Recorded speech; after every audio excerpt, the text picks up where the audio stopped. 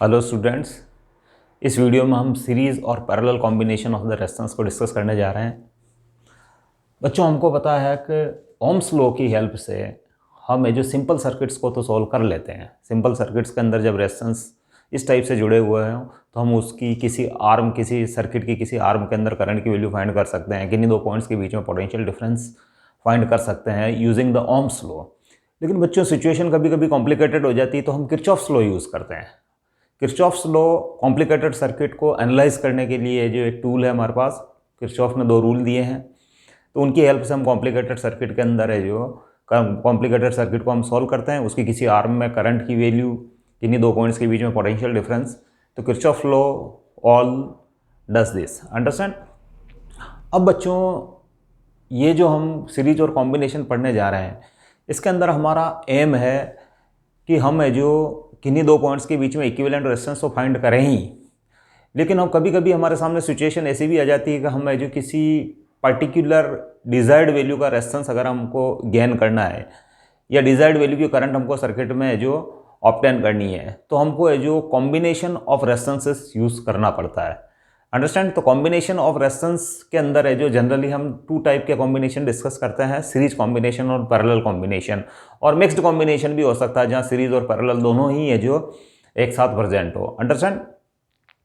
तो बच्चों, इसके अंदर है जो इंपॉर्टेंट चीज़ है इक्विवेलेंट रेजिस्टेंस, अंडरस्टैंड। जब आप है जो रेजिस्टेंस सीरीज में हो या पैरेलल में हो तो आप उन रेजिस्टेंसेस को सब्सटीट्यूट करते हो एक सिंगल रेजिस्टेंस है, that is the equivalent resistance. और वो इक्विवेलेंट रेजिस्टेंस एक ऐसा रेजिस्टेंस है जिसको उस सर्किट में अप्लाई करने पर उस सर्किट में, मतलब उस सिंगल वैल्यू के रेजिस्टेंस को सर्किट में अप्लाई करने पर, उस कॉम्बिनेशन को हटा के आपको उस सिंगल वैल्यू का रेजिस्टेंस सर्किट में अप्लाई करना है, तो सर्किट में करंट की value remains the same as before. मतलब जब कॉम्बिनेशन अप्लाइड था तो उस समय सर्किट में यानी सेल से या पावर सोर्स से कितनी करंट ली जा रही है, अगर उतनी की उतनी करंट आपको मिलती है सिंगल रेजिस्टेंस को लगाने से, तो वो सिंगल रेजिस्टेंस आपका इक्विवेलेंट रेजिस्टेंस कहलाएगा। Hence equivalent resistance is that resistance if all the resistance are replaced by this single one, then the current in the circuit remains the same, understand। तो it is the equivalent resistance। तो equivalent resistance को मैं लिख देता हूं बच्चों, equivalent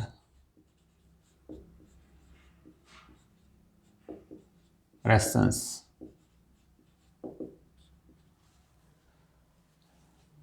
it is that single resistance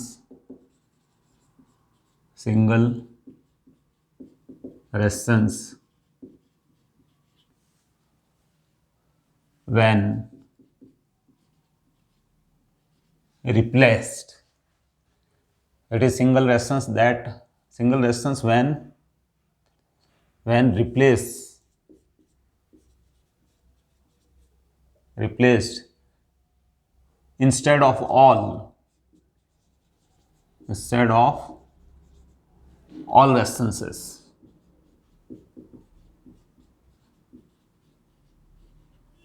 then the current in the circuit then the current in the circuit remains the same. It is that single resistance when replaced instead of all resistance, then the current in the circuit remains the same। यानी आप सब resistance को हटा के उस single resistance को लगाओगे तो सर्किट में करंट की वैल्यू चेंज नहीं होनी चाहिए, that is the equivalent resistance, understand. अब बच्चों, सबसे पहले है जो हम सीरीज कॉम्बिनेशन को डिस्कस कर लेते हैं। Series combination, what is series combination? अगर किसी सर्किट में जो रेजिस्टेंसेस इस टाइप से कनेक्टेड हो कि एक रेजिस्टेंस का अदर एंड, दूसरा एंड, जैसे ये फर्स्ट एंड है तो ये दूसरा एंड दूसरे रेजिस्टेंस के फर्स्ट एंड से कनेक्टेड हो, अंडरस्टैंड। तो ये दूसरा रेजिस्टेंस है, that it is R2, it is R1 R2। Again इस रेजिस्टेंस का अदर एंड यानी दूसरा वाला एंड, थर्ड रेजिस्टेंस के फर्स्ट एंड से कनेक्टेड है, R1 R2 एंड R3। मतलब बच्चों आपके पास ये रेजिस्टेंस है, आप इसको है जो एक एंड को 1 ले लो, end 1 end it is end 2। If the second end of every resistance is connected from the first end of the another resistance, जैसे 1 2, अब ये सेकंड एंड है, ये इस रेजिस्टेंस के फर्स्ट एंड से जुड़ा हुआ है, फिर इसका सेकंड एंड इस रेजिस्टेंस के फर्स्ट एंड से जुड़ा हुआ है, तो आप ऐसे कॉम्बिनेशन को सीरीज रेजिस्टेंस कह सकते हैं, सीरीज कॉम्बिनेशन कह सकते हैं। और एक और वे और है, अगर ए पॉइंट से बी पॉइंट तक अगर आपके पास we have only one and one way, understand, अगर ए से बी तक का जाने का आपके पास केवल एक ही रास्ता हो, जैसे आपको ए से बी तक है जो इन्हीं रेजिस्टेंस के थ्रू होके आपको मूव करना पड़ेगा, then resistances are said to be in series combination, understand. अब बच्चों ये एक्सेल से कनेक्ट कर देता हूं मैं, पॉजिटिव नेगेटिव, अंडरस्टैंड। और ये की ऑन कर रखी है मैंने, इसका टर्मिनल वोल्टेज इंटरनल रेजिस्टेंस 0 बच्चों, आप इसका ईएमएफ भी मान सकते हो, इसका इंटरनल रेजिस्टेंस मैं 0 मान रहा हूं, अंडरस्टैंड। या टर्मिनल वोल्टेज इज V। अगर इंटरनल रेजिस्टेंस 0 है तो इलेक्ट्रोमोटिव फोर्स ईएमएफ और terminal voltage will be same, understand. तो टर्मिनल वोल्टेज है जो V, it means I current flow हो रही है इस सर्किट के अंदर, और V पोटेंशियल डिफरेंस इसके टर्मिनल्स के अक्रॉस हमारे पास अवेलेबल है, अंडरस्टैंड। हाँ, अब बच्चों आपका जो पोटेंशियल डिफरेंस टोटल अवेलेबल है उसका ड्रॉप होगा इस रेजिस्टेंस के अक्रॉस, इस रेजिस्टेंस के अक्रॉस और इस रेजिस्टेंस के अक्रॉस, अंडरस्टैंड। और क्योंकि ये तो वायर है जो सुपर कंडक्टिंग वायर टाइप है, इसमें तो इनका तो कोई रेजिस्टेंस है नहीं, सर्किट में जो रेजिस्टेंस है वो R1 R2 और R3 से शोन है, तो ये पोटेंशियल डिफरेंस जो अवेलेबल है it is a scalar quantity, वो पोटेंशियल डिफरेंस इसके अक्रॉस और इसके अक्रॉस है जो आपके पास अवेलेबल रहेगा। तो total potential difference V equals to V1 plus V2 plus V3, understand. V equals to V1 equals to बच्चों हो जाएगा I into R1 Ohm's law, और V2 इक्वल्स टू हो जाएगा I इंटू R2, और V3 इक्वल्स टू हो जाएगा I into R3 by ohm's law, understand. और फिर बच्चों I को आप कॉमन ले लेंगे, तो I अगर आपने कॉमन ले लिया तो it is R1 plus R2 plus R3, understand, implies V upon I equals to हो जाएगा R1 plus R2 plus R3, understand. अब बच्चों हम थोड़ा सा रुकेंगे, अब हम क्या करते हैं बच्चों, इसका इक्विवेलेंट सर्किट बनाते हैं। इक्विवेलेंट सर्किट के अंदर सेम बैटरी अप्लाई करेंगे और इन तीनों रेजिस्टेंस को हम रिप्लेस कर देंगे, सिंगल रेजिस्टेंस है that is the equivalent resistance, understand. तो हम जो रिप्लेस करने जा रहे हैं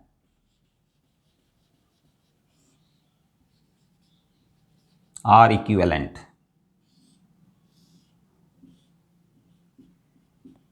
सेम है जो सेल के अक्रॉस इसको हमने कनेक्ट किया है। अब बच्चों इक्विवेलेंट रेजिस्टेंस की डेफिनेशन से current remains the same when applied across the given cell और बैटरी, अंडरस्टैंड। तो आर इक्विवेलेंट, तो ये इसका इक्विवेलेंट सर्किट हो गया बच्चों। अगेन सर्किट के अंदर करंट है जो आपकी I है, तो इस सर्किट को देखते हुए from this circuit V upon I equals to REQ, यानी इस सर्किट के लिए आपने ओम्स लॉ अप्लाई किया। अब बच्चों ये इक्वेशन आपकी 1 थी और ये इक्वेशन आपकी 2 है, तो फ्रॉम 1 and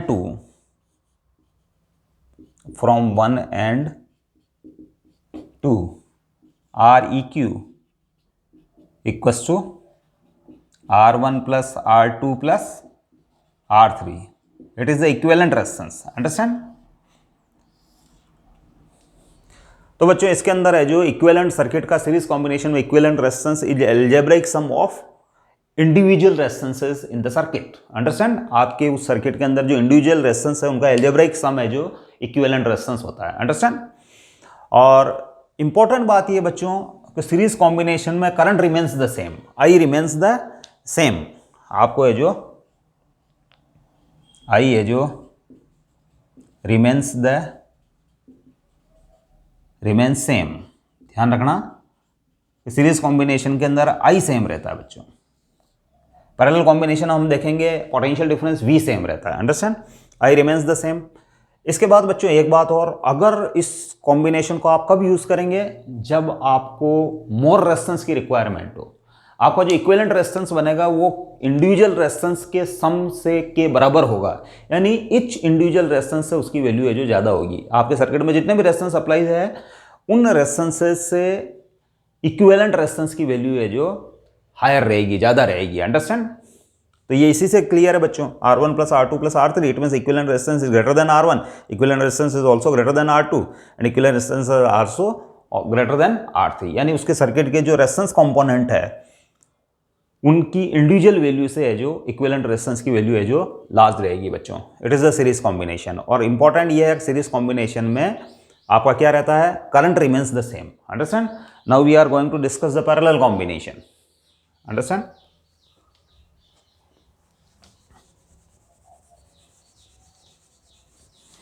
पैरेलल कॉम्बिनेशन के अंदर है जो बच्चों रेजिस्टेंस को इस टाइप से हम कनेक्ट करते हैं कि all resistance are connected in between two common points. दो कॉमन पॉइंट्स के बीच में ऑल रेजिस्टेंसेस कनेक्ट रहते हैं। आप इसको अदर लैंग्वेज में आप यूँ भी कह सकते हो कि if we have more than one way to move from one point to another point in circuit. किसी सर्किट के अंदर एक पॉइंट से दूसरे पॉइंट तक जाने के अगर आपके पास है जो एक से ज़्यादा अगर रास्ते हैं, है ना, वेज यानी रास्ते, तो आप ऐसे कॉम्बिनेशन को पैरेलल कॉम्बिनेशन कह सकते हैं बच्चों। अंडरस्टैंड, तो हम है जो इसको डायग्राम बना के डिस्कस कर लेते हैं।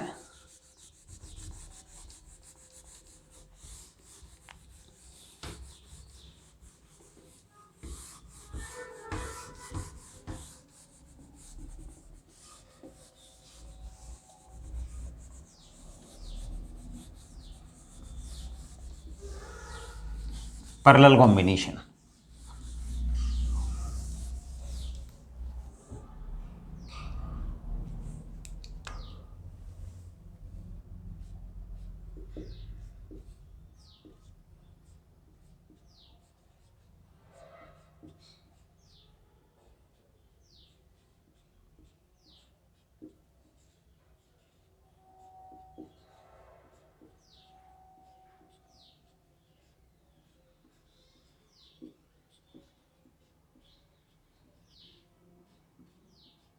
Parallel combination.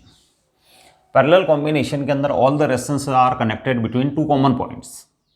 जैसे आप ये दो कॉमन पॉइंट ले लेते हैं बच्चों, ए एंड बी। अंडरस्टैंड, तो आपका जो रेजिस्टेंस है लेट ये R1 है, ये इन्हीं दो पॉइंट्स के बीच में कनेक्टेड है। ये दूसरा रेजिस्टेंस आपका R2 है, R2 R1, और ये तीसरा रेजिस्टेंस, तीन रेजिस्टेंस लिए मैंने, there are three resistances R1 R2 and R3। और सब है जो कॉमन पॉइंट्स ए और बी के बीच में अक्रॉस उनके एंड्स जो हैं, कॉमन जो पॉइंट्स है आपके पास ए एंड बी, उनके इन बिटवीन है जो ये सब रेजिस्टेंसेस कनेक्टेड है। आप इसको एक दूसरे तरीके से आप इसको इस टाइप से भी कह सकते हैं, when we have more than one way to move from one point to another point, यानी ए पॉइंट से बी पॉइंट तक मूव करने के आपके पास है जो थ्री वेज हैं, तीन रास्ते हैं आपके पास, there are three roads. Understand, आप इस वे से भी है जो ए से बी तक जा सकते हैं, इस वे से भी आप ए से बी तक जा सकते हैं, इस वे से भी ए से बी तक जा सकते हैं। तो इट मीन्स ये रेजिस्टेंसेस है जो पैरेलल के अंदर कंबाइंड है। अंडरस्टैंड, अभी मैं बैटरी या सेल से कनेक्ट कर देता हूँ इसको। अंडरस्टैंड, टर्मिनल वोल्टेज जो अवेलेबल है हमारे पास वो V है बच्चों। अंडरस्टैंड, अब इस सर्किट से जो चूंकि ये सर्किट ऑन है तो इसे current is being drawn from this circuit, that is I current है जो ली जा रही है। फिर I बच्चों है जो डिवाइड हो जाएगी इस डायरेक्शन में, लेट I1 करंट है जो फ्लो होती है, इस पाथ से है जो लेट I2 करंट फ्लो होती है, और इस पाथ से लेट I3 करंट फ्लो होती है। और simultaneously they reach at B. Understand? तो अगेन है जो I1 I2 I3 यहाँ वापस है जो ज्वाइन हो जाती है, कंबाइन हो जाती है और अगेन है जो I बन जाती है बच्चों। It is I1 I2 I3 और अगेन है जो it becomes the I, there algebraic sum again becomes the I। It is a Kirchhoff's first law.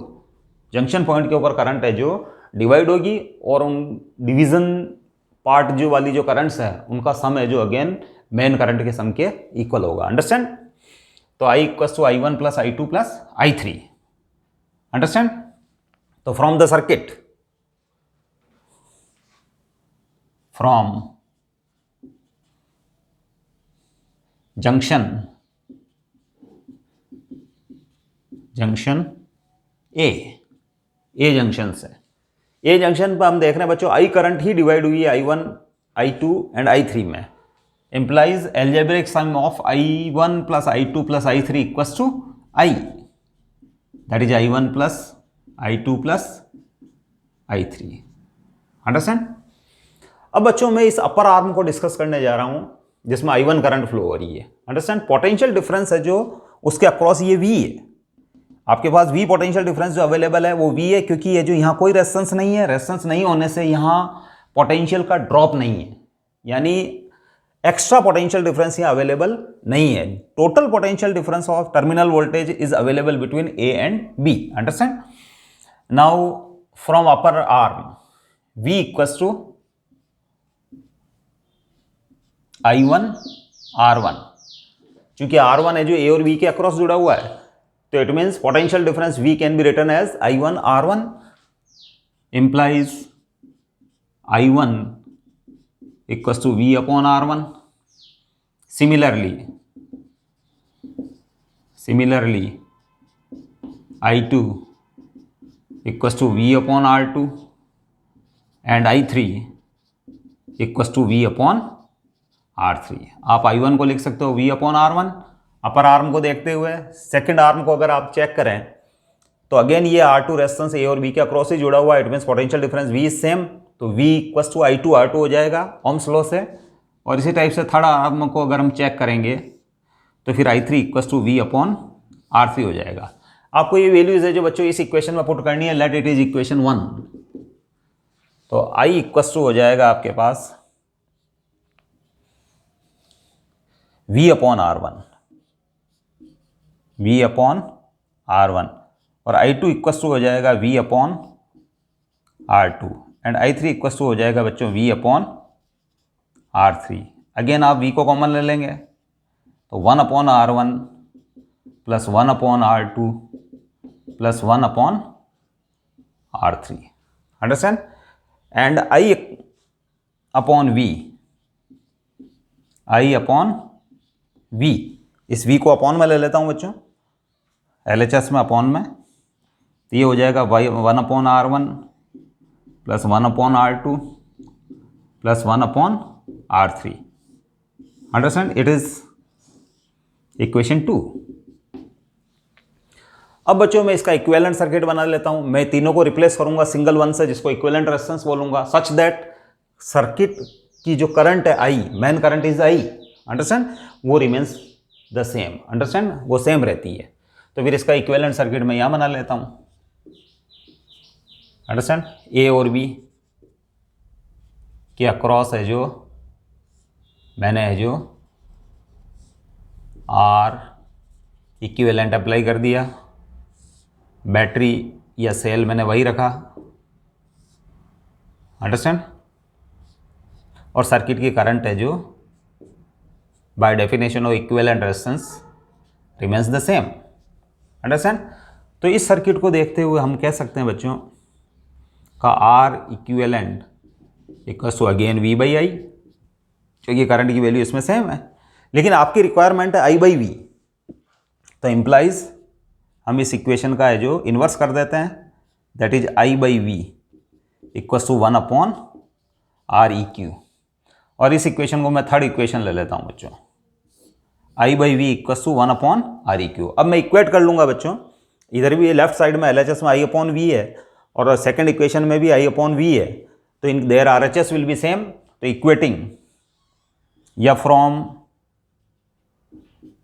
2 and 3, 2 और 3 से we get 1/ReQ equals to 1/R1 plus 1/R2 plus 1/R3.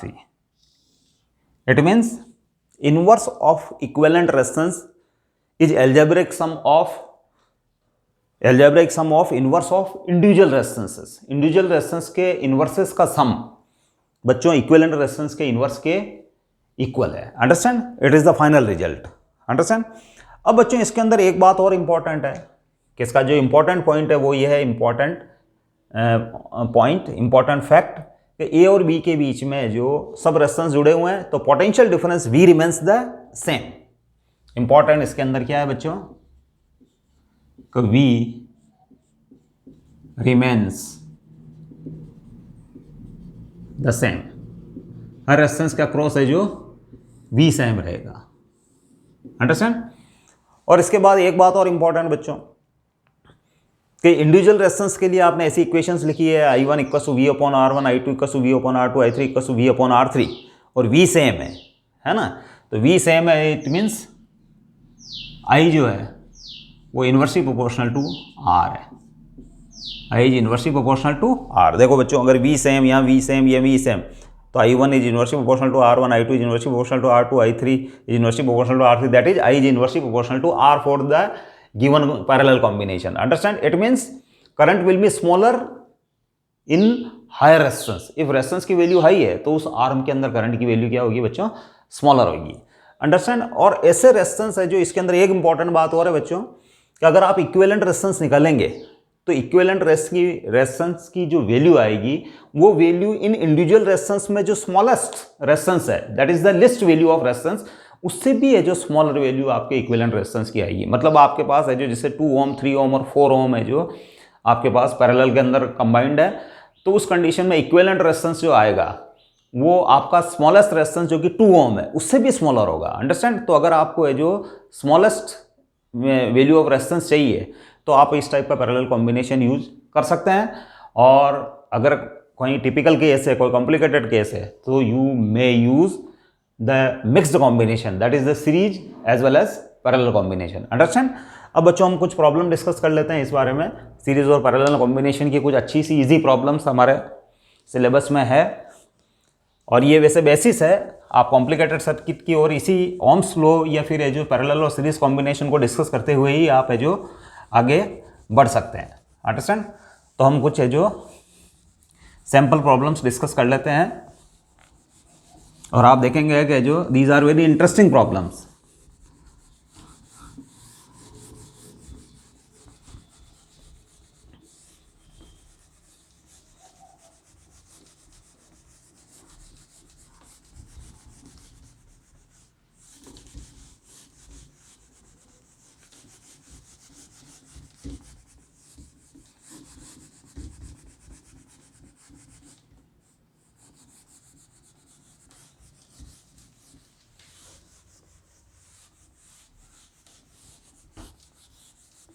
Problem 1.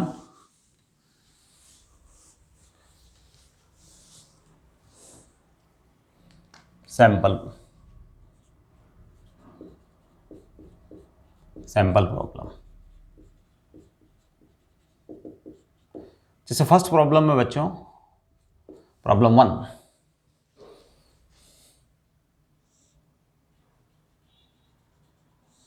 ये 2R resistance, इसकी value 2R ohm, again 2R ohm and it is R ohm. अब बच्चों ये वाला resistance का ये वाला एंड यहां से कनेक्टेड है, इस एंड से, इसके रेजिस्टेंस के इस एंड से और इस वाले रेजिस्टेंस के इस एंड से, these are connected directly. Understand? और इनका जो मिड पॉइंट है, इन दोनों रेजिस्टेंस का जो इन बिटवीन पॉइंट है, अगेन वो भी है जो इस टाइप से कनेक्टेड है. आप इसको ए पॉइंट कह सकते हो, आप इसको बी पॉइंट कह सकते हो. अब ऐसे सर्किट को हमको एनालाइज करना बच्चों. तो इसको एनालाइज करने का एक तरीका है बच्चों का, आप है जो यहाँ एक पॉइंट मार्क कर दें, let it is A point, understand. अब ए पॉइंट से हम देख रहे हैं 2R रेजिस्टेंस कनेक्टेड है डायरेक्टली 2R रेजिस्टेंस, तो मैं क्या करता हूँ बच्चों कि यहाँ 2R रेजिस्टेंस बना देता हूँ, इट इज 2R। इसके बाद मैं देख रहा हूँ बच्चों ए पॉइंट से ही है जो अगेन ये सेकंड वाला जो 2R है वो भी कनेक्टेड है और ये वाला R भी कनेक्टेड है, यानी ऑल दीस रेजिस्टेंस, कौन सा 2R रेजिस्टेंस का वन एंड, इस 2R रेजिस्टेंस का भी वन एंड और इस R रेजिस्टेंस का भी वन एंड है जो ए से कनेक्टेड है, अंडरस्टैंड। तो फिर है जो मैं क्या करता हूं बच्चों, अगेन इट इज 2R और again it is R, understand. तो आप देखिए 2R रेजिस्टेंस, ये वाला 2 रेजिस्टेंस ए से कनेक्टेड है, इसके बाद ये वाला रेजिस्टेंस और ये वाला रेजिस्टेंस ये भी है जो इस वायर के वाया ए से कनेक्टेड है, वाया यानी इस वायर के थ्रू है जो ए से कनेक्टेड है, अंडरस्टैंड।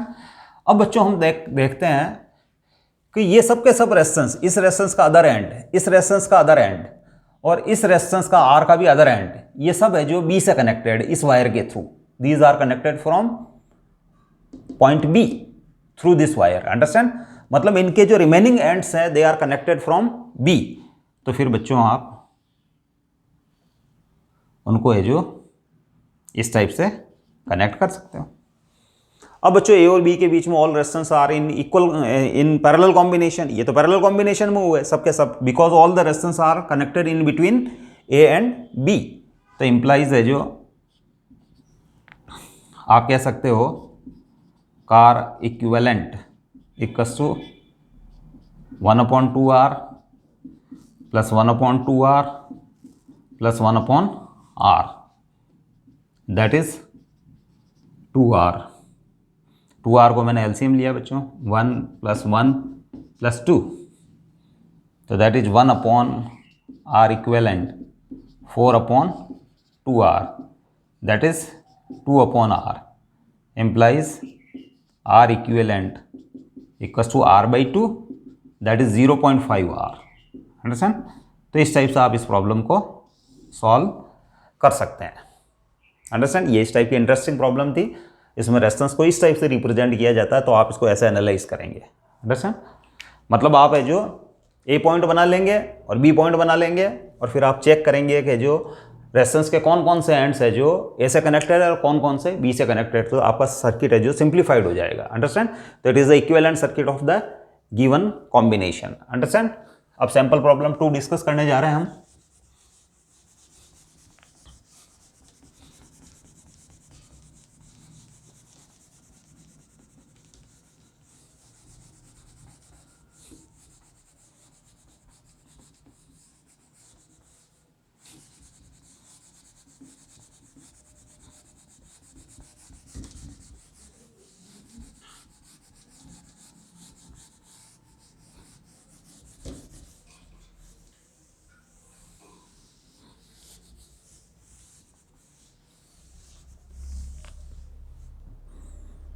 प्रॉब्लम 2,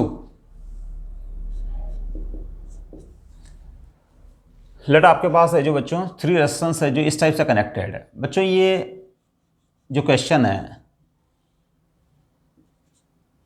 ये बच्चों आप बिलीव नहीं करोगे कितना इजी क्वेश्चन होते हुए ये आईआईटी जैसे एग्जाम के अंदर, आईआईटी मेंस जैसे एग्जाम आया हुआ है। It is 30 ohm, it is again 30 ohm और 30 ohm, it is A B and C.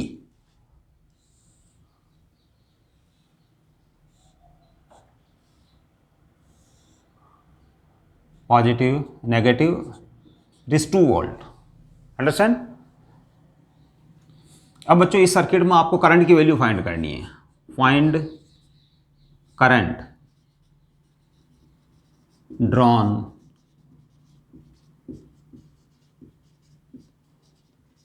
From the cell, कि सेल से जो कितनी करंट है जो ड्रॉ हो रही है, अंडरस्टैंड।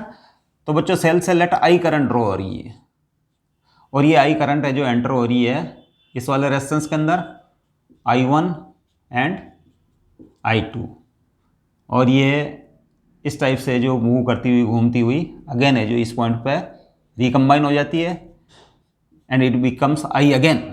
अंडरस्टैंड? तो सर्किट से करंट ली जा रही है आई। अब बच्चों इसको हम किरचॉफ्स लॉ से भी सॉल्व कर सकते हैं, लेकिन it is the simple circuit, तो आप इसको सिंपल ओम्स लॉ से सॉल्व कर सकते हो। आपको है जो आपको ए और बी के बीच में हम नोट कर रहे हैं कि ये है जो ए से बी तक के जाने के है जो we have only two ways, one way is direct and another way is this, तो it means these combinations are in series. ये 30 ओम और ये 30 ओम बच्चों सीरीज में कंबाइंड है और इनका इक्विवेलेंट जो है वो ए और बी के बीच में पैरेलल में कंबाइंड है। अंडरस्टैंड? तो मैं इसका इक्विवेलेंट सर्किट बना देता हूं बच्चों।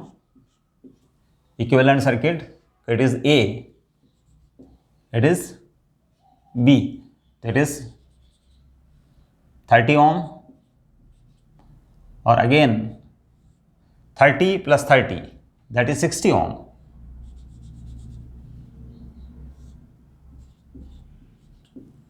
सीरीज कॉम्बिनेशन में R equal to R1 plus R2, 30 30 60। Understand? और फिर आपकी ये बैटरी 2 वोल्ट की बैटरी। अंडरस्टैंड? अब आपको ये जो इन दोनों का ये पैरेलल में कंबाइंड है तो आपको R इक्विवेलेंट फाइंड करना है। तो R इक्विवेलेंट इक्वल टू ऐसे केसेस में R1 R2 upon R1 plus R2।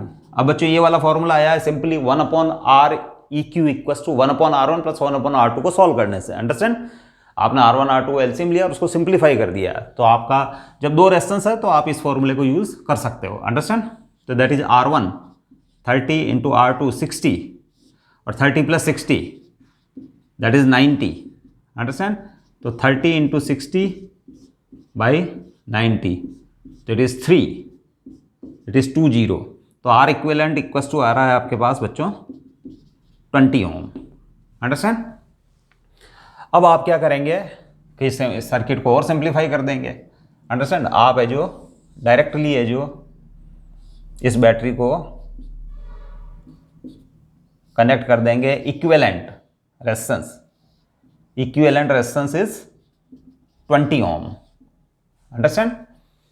अब 20 ओम है तो बच्चों ऑब्वियसली है जो ओम्स लॉ अप्लाई करने पर आपको करंट की वैल्यू मिल जाएगी I equal to V upon REQ that is 2 upon 20, तो that is 1/10 that is 0.1 ampere current is being drawn from the given circuit. अब बच्चों you will wonder this question is from IIT, previous IIT mains से जो ये question आया हुआ है। अब ये बताना इतना इजी क्वेश्चन है और अब ये एक अट्रैक्टिव क्वेश्चन है बच्चों। इजी होने के साथ साथ ये अट्रैक्टिव है और आपको अच्छी तरीके से ये समझ में आएगा। अंडरस्टैंड? एक थर्ड प्रॉब्लम हम और डिस्कस कर लेते हैं।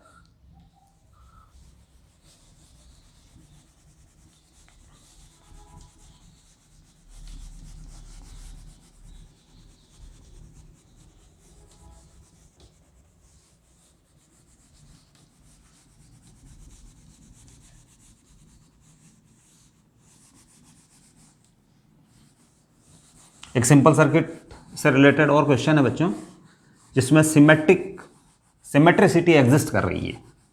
सिमेट्रिक वाले क्वेश्चन है जो बच्चों एग्जाम्स के अंदर, कॉम्पिटिटिव एग्जाम्स के अंदर काफ़ी पूछे जाते हैं और आपको उसका नॉलेज होना ज़रूरी है।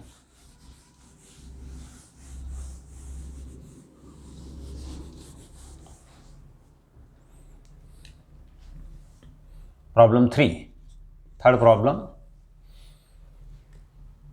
अब बच्चों इस टाइप से है जो एक नेटवर्क दिया हुआ, it is R, it is again R और यहां बच्चों एक रेजिस्टेंस और है that is small r again. Similarly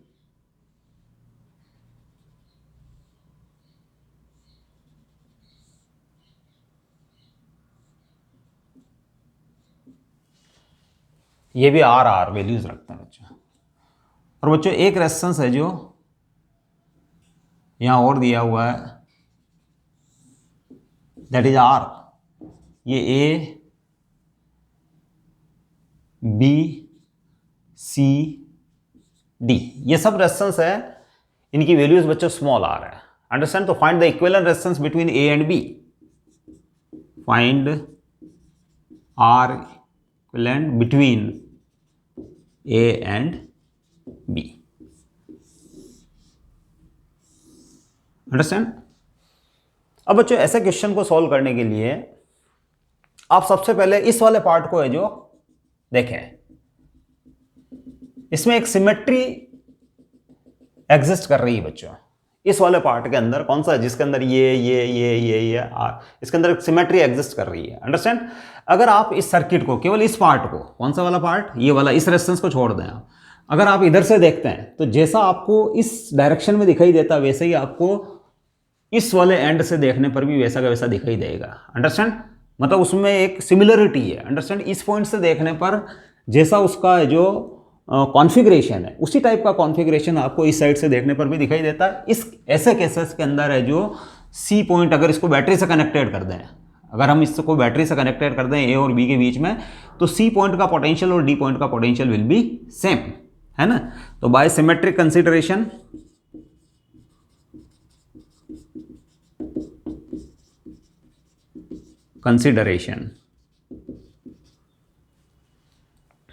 if battery is connected in between A and B, then potential at C equals to potential at D.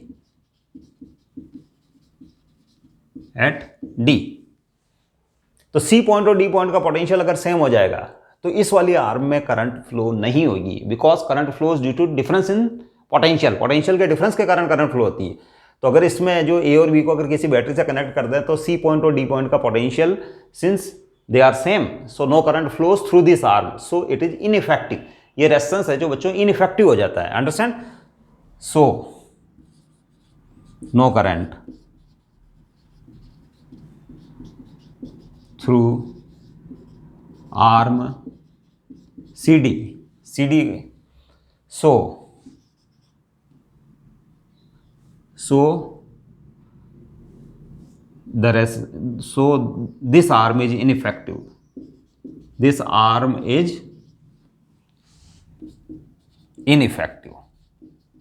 मतलब इस arm का होना ना होना हमारे लिए जो इंपॉर्टेंट नहीं है, बिकॉज इसमें कोई करंट फ्लो हो ही नहीं रही, तो आप इस रेजिस्टेंस को रिमूव भी कर सकते हो। तो अब जो आपका सर्किट है जो बच्चों सिंप्लीफाई हो गया है, अब आप सिंप्लीफाइड सर्किट है, तो इट इज़ ए पॉइंट और इट इज़ बी पॉइंट। अब बच्चों ये रेजिस्टेंस है ही नहीं, तो ये आर और ये आर, इनका ये सीरीज के अंदर हो जाएंगे बच्चों। फिर इस रेजिस्टेंस को तो आप भूल जाइए, इसको रिमूव कर दो आप, रिमूव। और अगर एक बार आपने रिमूव कर दिया तो ये वाला रेजिस्टेंस और ये वाला रेजिस्टेंस, ये दोनों सीरीज कॉम्बिनेशन में, तो ए और बी के बीच में जो अपर मोस्ट आर्म का जो इक्विवेलेंट रेजिस्टेंस हो जाएगा दैट इज 2 स्मॉल आर। फिर इसके बाद अगेन उससे स्मॉलर, उससे नीचे वाली ब्रांच जो है, लोअर ब्रांच, अपर ब्रांच से जस्ट लोअर वाली ब्रांच, तो वो भी है जो उसका इक्विवेलेंट रेजिस्टेंस भी R 2R है, सीरीज कॉम्बिनेशन है। और फिर है जो लोअर मोस्ट ब्रांच जो है बच्चों, उसका रेजिस्टेंस स्मॉल r है। अंडरस्टैंड? तो फिर उस केस के अंदर है जो टोटल इक्विवेलेंट रेजिस्टेंस जो हो जाएगा बच्चों ए और बी के बीच में, that is 1/ReQ equals to 1/2R plus 1/2R plus 1/R। Understand? तो that is 2R, 1 + 1 + 2, that is 4/2R, तो दैट इज 1/ReQ। अब बच्चों इसका इन्वर्स कर लीजिए आप, तो that is ReQ equals to 0.5 small r। It is the equivalent resistance. इस क्वेश्चन को बच्चों एक दूसरे तरीके से भी हम डिस्कस कर सकते हैं, लेकिन मैं अभी तक मैंने उसका नाम इसलिए नहीं लिया कि that is the Wheatstone arrangement. Wheatstone arrangement के अंदर बच्चों ये वाला जो अरेंजमेंट है, it is the Wheatstone bridge बन रहा है। व्हीटस्टोन ब्रिज के अंदर है जो ये ब्रिज आर्म होती है और ये P कहलाता है, it is P, it is Q, it is R और इट इज S।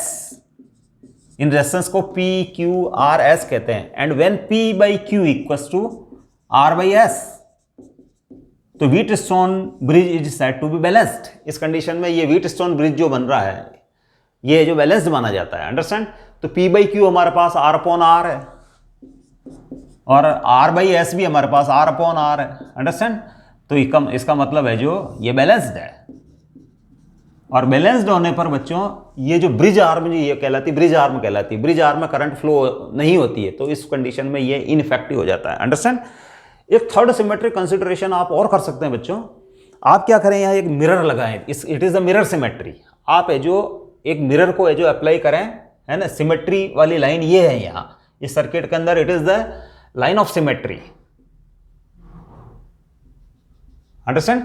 यहां एक मिरर है जो आप है जो इरेक्ट कर दें, इरेक्टेड मिरर जिसकी रिफ्लेक्टिंग सरफेस इस साइड से है, तो आप देखेंगे कि मिरर के अंदर है जो इस वाले रेजिस्टेंस की इमेज इस रेजिस्टेंस में बनती है, इस रेजिस्टेंस की इमेज इस वाले रेजिस्टेंस के ऊपर बनती है, अंडरस्टैंड।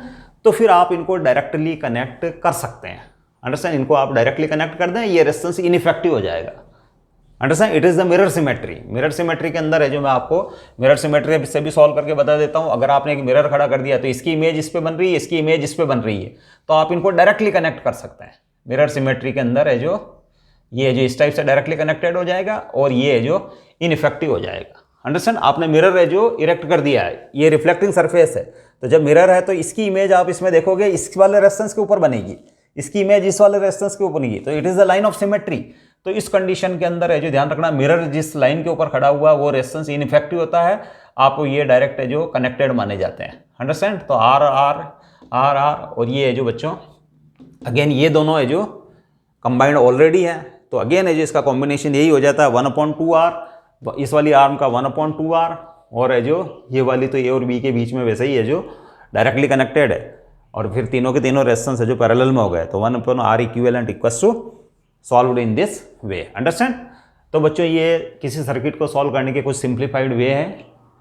आगे जो मैं अपनी प्रॉब्लम वाली जो सीरीज चल रही है उसके अंदर है जो मैं क्वेश्चंस को जो कंपटीशन लेवल के क्वेश्चंस हैं और जो बोर्ड लेवल के क्वेश्चंस हैं उनको मैं जो डिटेल से डिस्कस करूँगा। आपको आई थिंक है जो सिंपल वे में मैंने समझाने की कोशिश की, आपको समझ में आया होगा। Thank you.